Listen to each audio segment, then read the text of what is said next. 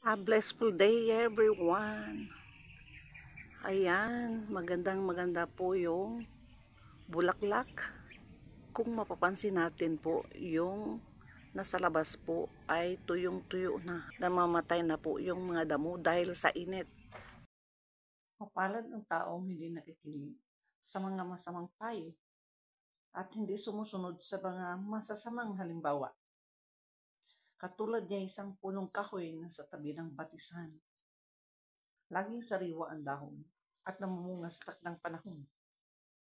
Ano man ang kanyang gagawin, ito'y magtatagumpay.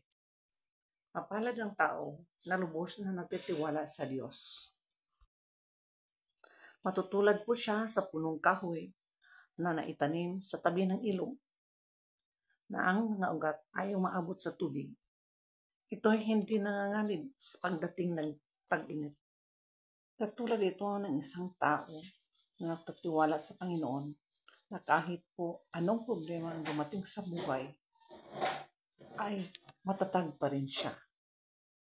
Dahil po ang salita ng Diyos ay isang ilaw na gagabay sa isang tao sa kanyang mga desisyon sa buhay. Anumang kaguluhan na mangyari sa paligid mo, ikaw ay payapa dahil po sa Panginoon. Mapagpalang araw sa lahat.